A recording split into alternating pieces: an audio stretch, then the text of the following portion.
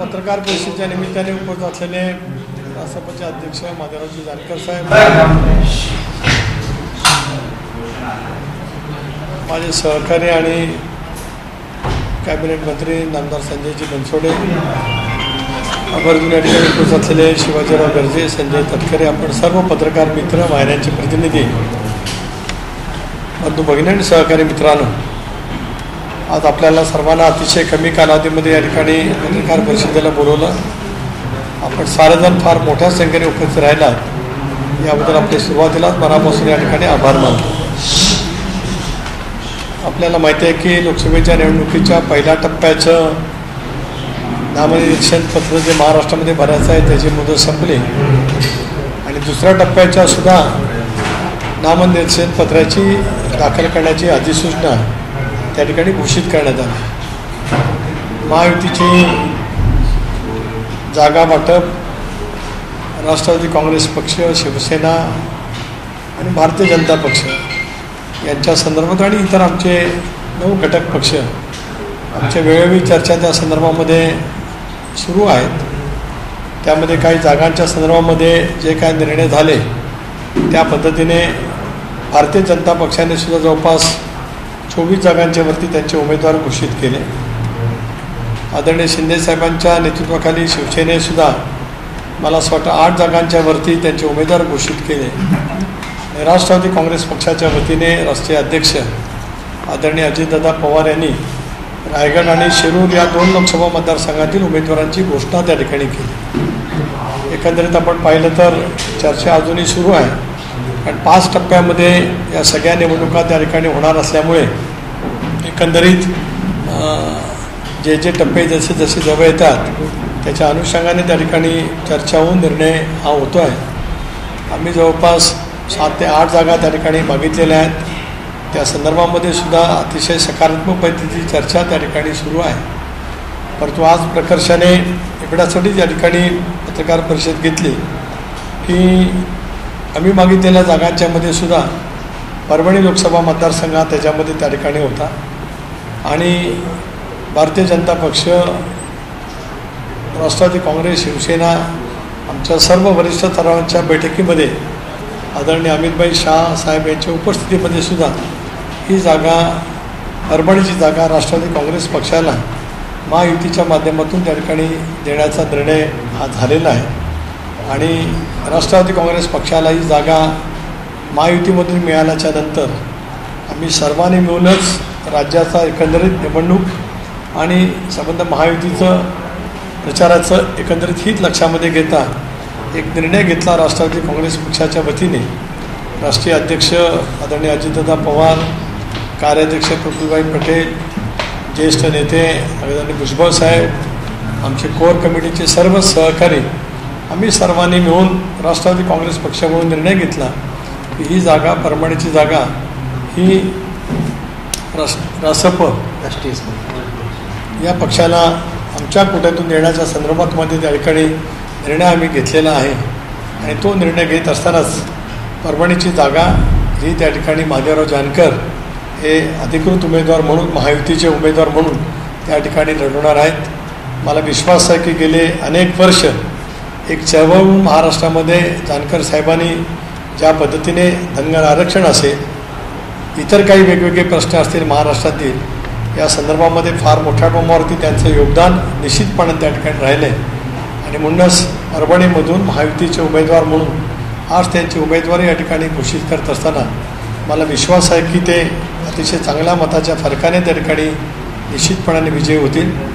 राष्ट्रवादी काँग्रेस पक्षाच्या वतीने सुद्धा हा निर्णय घेण्यापूर्वी आम्ही आमच्या सहकाऱ्यांशी, परभणी जिल्ह्यातल्या सहकाऱ्यांची सुद्धा चर्चा त्या ठिकाणी केली.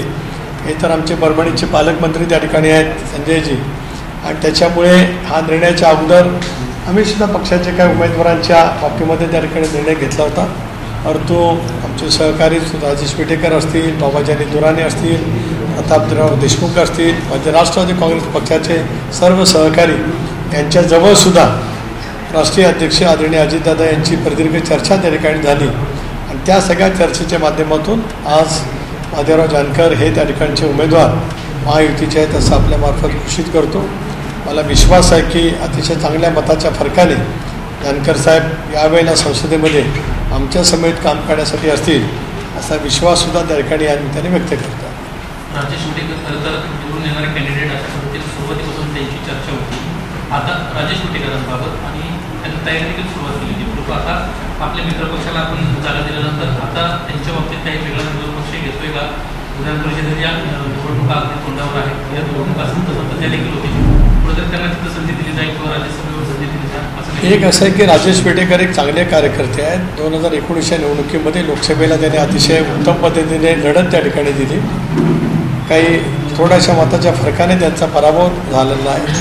जिल्हा परिषदचा अध्यक्ष आहे ना, त्यांनीसुद्धा त्याने उत्तम काम केलेलं आहे आणि त्याच्यामुळे त्यांच्यासारख्या एका तरुण कार्यकर्त्याला पक्षाच्या मार्फत सन्मानपूर्वक योग्य ती संधी देण्याचा निर्णय राष्ट्रवादी काँग्रेस पक्षाचं पार्लमेंटरी बोर्ड त्या ठिकाणी निश्चितपणे घेणार आहे. सुनील, जे तुमचे जे ज्येष्ठ सहकारी आहेत BJP, त्यांनी असं त्यावेळेला म्हटलं होतं एकनाथ शिंदे जेव्हा झाले तेव्हा छातीवर दगड ठेवून हा सगळा निर्णय घेतला होता. पण बेसिकली आता महादेवराव जानकरांना देताना त्या विटेकरांना बाजूला केलं तर असंच काहीतरी भावना होती तुमच्या मनात? नाही, एक असं आहे की एखाद्या पक्षाच्या तरुण कार्यकर्त्याला आपण सांगत असतो त्याच्यामुळे तो तयार यायला लागतो.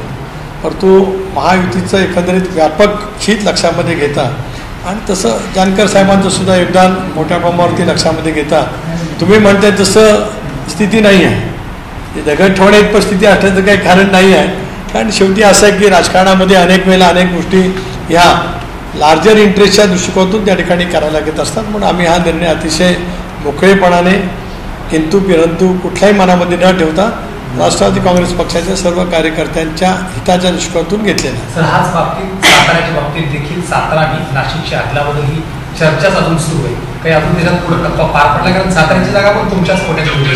जसं आता परभणी होती परत कोट्यातनं गेली, सातारा जर गेली तर मग त्याच्यावर नाशिकचा क्लेम काय राहील? तसं wait and watch, still wait and watch for some few hours, few days. Madha Lok Sabha मतदारसंघात पाहिलं गेलं तर रामराजे नाईक निंबाळकर नाराज आहे. त्या काळात तुम्ही सर्वजण देवेंद्र फडणवीस यांच्या ठिकाणी बैठक पार पडली. मात्र त्या बैठकीनंतर त्यांना स्पष्ट भूमिका घेतली की मी कुठल्याही प्रकारे मदत करणार नाही. सध्या त्यांची काय भूमिका आहे? त्यांची जी बातचीत झाली का सेम मोहिते पाटलांची देखील तशीच परिस्थिती आणि ते कुठेतरी हातात घेणार अशी चर्चा नाही. एकतर मोहिते पाटील का हातात घेणार आहेत मला माहिती असं काही कारण नाही. ते का हातात घेणार आहेत त्याची खबरदारी भारतीय जनता पक्षाचे नेते त्या ठिकाणी निश्चितपणे घेतील. तो रामराजे नाईक निंबाळकर, आदरणीय दादा, मी स्वतः, आमची देवेंद्रजी एकत्रितपणाने त्या ठिकाणी चर्चा निश्चितपणाने झालेली आहे आणि महायुतीला पूरक पोषक पैचं काम रामराजे आणि त्यांच्या सर्व सहकार्याच्या हातून नक्की त्या ठिकाणी होईल. सर, धाराशिव जागेबद्दल देखील ती जागा देखील तुमच्याच वाटेने जवळपास निश्चित आहे. वारंवार चर्चा होती. आज सकाळी देवेंद्रजीबद्दल विचारतात असतात सगळ्यांनी म्हणून ठरवा, मात्र अजून उमेदवार सापडत नाहीये का? कारण तिथं जो सध्याचा विद्यमान खासदार आहे त्यांच्या विरोधात अजून ताकदीचा उमेदवार राष्ट्रवादीला सापडत नाही असं म्हणायचं, कारण खूप दिवस झाले ते रखडले. हे अजिबात त्याच्यात तथ्य नाही. राष्ट्रवादी काँग्रेस पक्षाकडे 4-5 मजबूत उमेदवार आहेत. त्याच्यातून आम्ही कन्सेशननी उमेदवार शोधतो. उमेदवार आमच्याकडे पहिल्यापासून 4-5 आहेत की जे दावेदार आहेत आणि ते दावेदार नुसते नाहीत उमेदवारी पुरती निवडणुकीमध्ये यश मिळवण्या इतपत दावेदार त्या ठिकाणी आहेत. त्याच्यामुळे काही वेळेला एकापेक्षा अधिक दावेदार असले तर थोडंसं कन्सेशन निर्माण करण्यामध्ये थोडासा वेळ जाऊ शकतो. मला असं वाटतं आज संध्याकाळी किंवा उद्यापर्यंत असंच घाई गर्दीने तुम्हाला बोलून मला त्या जागेची उमेदवारी घोषित करावी लागणार आहे.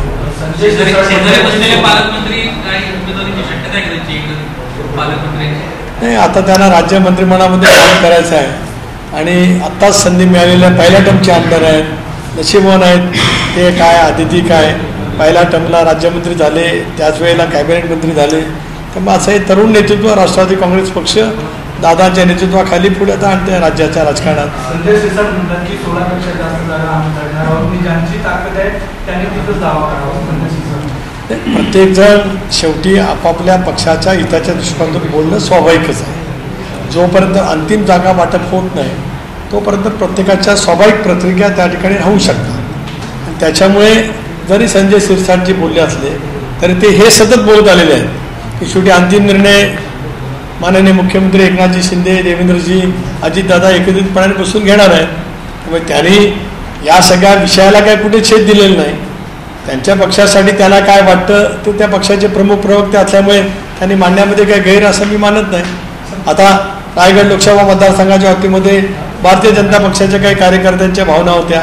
आज सकाळपासून प्रदेशाध्यक्ष बावनकुळे साहेब, रवींद्रजी चव्हाण यांच्या समेत रायगड रत्नागिरी लोकसभा मतदारसंघातील भारतीय जनता पक्षाच्या प्रमुख 50 कार्यकर्त्यांची भेट झाली, त्यांची चर्चा झाली. मग मी त्या ठिकाणी होतो. आज संध्याकाळपासून किंवा उद्यापासूनच रायगड रत्नागिरी लोकसभा मतदारसंघात भारतीय जनता पक्ष पूर्ण ताकदीने, पूर्ण क्षमतेने माझ्या म्हणजे महायुतीच्या उमेदवाराच्या प्रचाराची सुरुवात करणार.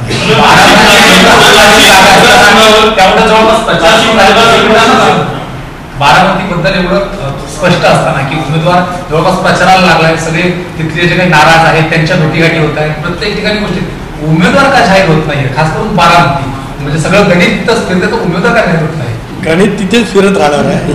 त्याच्या दारापणाच्या मनामध्ये शंका काय कारण आहे. आणि ते फिरताना गणित, तो काटा जो आहे घड्याळाचा, तो बरोबर तसाच लोलकाप्रमाणे फिरत राहणार आहे. त्याच्याबद्दलही काही नाही. आता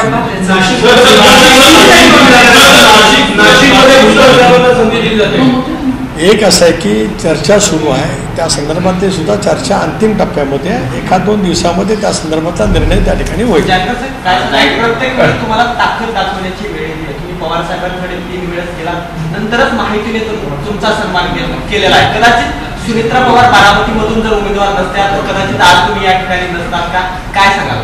असं काही देखील नाही. मी मुळात असताना महायुतीवरच होतो. माझा आमदार आहे, त्यांनी जिल्हा परिषद सॉरी राज्यसभा आणि याला सर्वाला मतदान माझ्या आमदारांनी गुट्टेंनी महायुतीलाच दिलेलं आहे. महायुतीपासून बाजूला होतो असं काही नव्हतं. विशेष म्हणजे राजकारणात एकमेकाचं चढ उतर होत असतात, मैत्री होत असते, बोलणं होत असतं. त्या माध्यमातून माझ्या पक्षाला 4 राज्यात मान्यता मिळालेली आहे आणि मी पहिल्यापासून महायुतीवरच होतो. महायुतीवर काही झालं होतं, पण महायुतीनं आम्ही तिकडे चर्चा चालल्यानंतर त्यांनी आम्हाला सन्मान दिला. त्याबद्दल मी अजितदादा, देवेंद्र फडणवीस, एकनाथ शिंदेचं अभिनंदन करण्यासाठी